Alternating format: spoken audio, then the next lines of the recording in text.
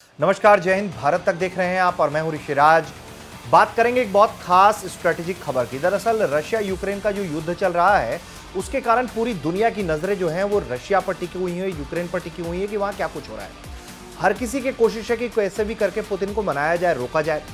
भारत भी लगातार शांति की अपील कर रहा है, लेकिन चीन क्या कर रहा है?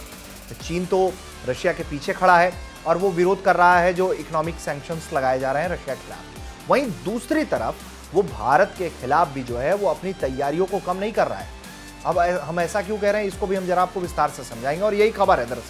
दरअसल खबर यह है कि चाइना जो है वो इकोनॉमिक प्रोजेक्ट के बहाने भारत के पड़ोसी म्यांमार में जमीन अधिग्रहण करने का काम कर रहा है और वो भी गैर कानूनी तरीके से जमीनों पर वो कब्जा करने का काम कर रहा है। एक तरीके से देखा जाए तो चाइना जो है वो पाकिस्तान, नेपाल और श्रीलंका मॉडल को म्यांमार में लागू करने की तैयारी कर रहा है। और ये जो जमीन कब्जे का जो खेल है वो म्यांमार से जाता है चीन तक, यानी कि एक बड़ा स्ट्रेटेजिक डेवलपमेंट हो रहा है। और यहाँ क्या हो रहा है, कैसे अवैध कब्जा हो रहा है, ये सब कुछ हम आपको इस रिपोर्ट में बताने जा रहे हैं।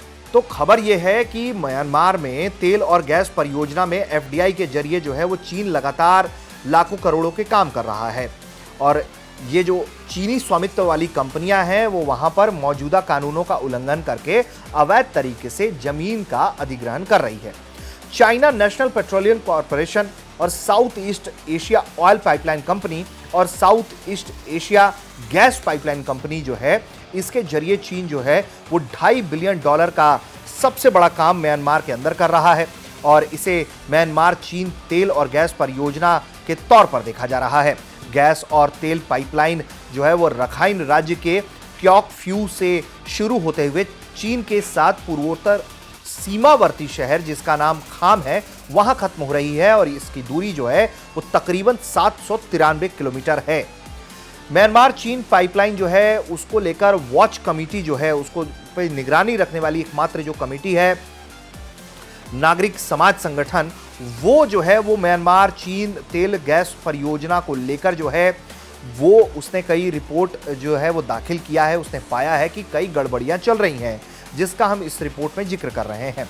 और उसका ये मानना है कि तेल और गैस में बड़े पैमाने पर प्रत्यक्ष विदेशी निवेश परियोजना से जो है वो इस पूरे 793 किलोमीटर के आसपास के इलाके के पर्यावरण को जो है वो संकट में डाल दिया गया है। और इससे सिर्फ पर्यावरण को ही भयंकर नुकसान नहीं हो रहा है बल्कि म्यांमार के जो किसान हैं उनके जीवन भी प्रभावित हो गए हैं और ये एक बड़ा प्रभाव है।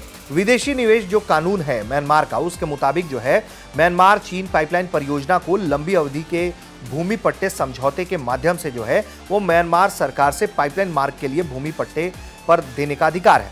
यानी कि पाइपलाइन मार्ग के साथ भूमि जो है वो म्यांमार के नागरिक किसानों के स्वामित्व वाली कृषि भूमि है। तो 1894 कृषि भूमि जब्ती कानून जो है वहां का, या 2012 के कृषि भूमि कानून के अनुच्छेद 29 के मुताबिक म्यांमार सरकार के संबंधित मंत्रालय जो है वो एकमात्र ऐसी सरकारी संस्था थी जो किसानों से भूमि अधिग्रहण करने का अधिकार जो है वो उन्हें बनाती थी। लेकिन बाद में कंपनी के लिए नियमों को ताक पर रखा गया। पैसों के लिए जो है वो सीधे किसानों से जो है वो कंपनी को डील करने की अनुमति दी जाती है।